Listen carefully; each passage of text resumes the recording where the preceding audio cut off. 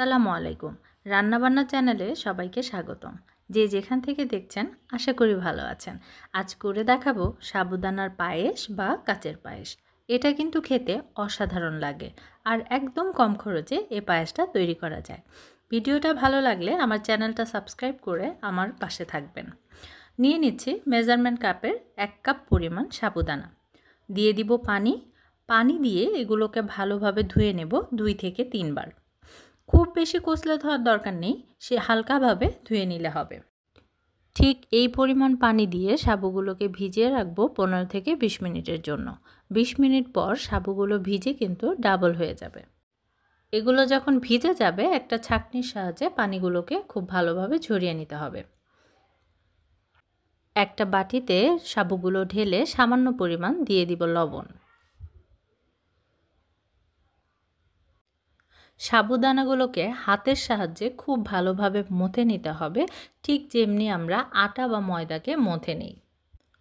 আপনারা চাইলে এই সাবুদানাগুলোকে ব্লেন্ডারে ব্লেন্ড করে নিতে পারেন বা পাটায় বেটে নিতে পারেন। সাবুদানাগুলো বেশ আঠালো হয়ে গেছে, সেজন্য হাতে সামান্য ঘি মেখে নেব যাতে সাবুদানাগুলোকে রাউন্ড শেপ দিতে সুবিধা হয়। ঘি না থাকলে রান্নার যে কোনো তেল ব্যবহার করতে পারবেন। এভাবে সবগুলো সাবুদানাকে আমি এক এক করে রাউন্ড শেপ করে নেব।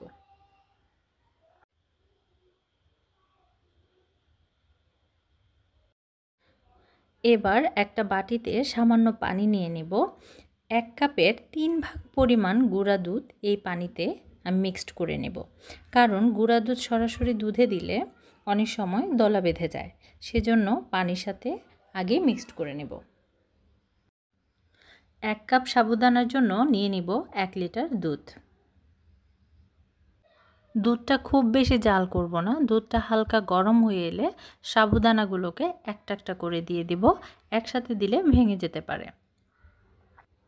খুব আলতোভাবে নেড়ে দিতে হবে, জোরে নাড়া যাবে না।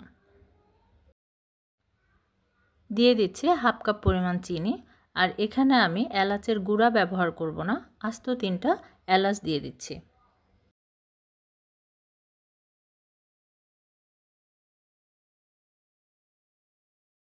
দুধে এরকম বলক চলে আসলে দিয়ে দিব মিক্সড করে রাখা গুঁড়া দুধ। এভাবে আমি 15 থেকে 20 মিনিট মাঝারি আঁচে এগুলোকে রান্না করে নেব। মাঝে মাঝে খুব আলতোভাবে এগুলোকে নেড়ে দেব যাতে করে নিচে পড়ে না যায়। 20 মিনিট পর দুধটা ঘন হয়ে ঠিক এরকম হয়ে যাবে, তখন চুলাটা নিভিয়ে দিতে হবে। সাবুদানার বলগুলো কিন্তু অনেকটা স্বচ্ছ হয়ে গেছে। পরিবেশন করে নিচ্ছি খুবই মজাদার সাবুদানার কাচের পায়েস। বাড়িতে অবশ্যই একবার ট্রাই করে দেখবেন। এটার স্বাদ কিন্তু অনেকটা রসমালাইয়ের মতো। আজ এ পর্যন্তই। আল্লাহ হাফেজ।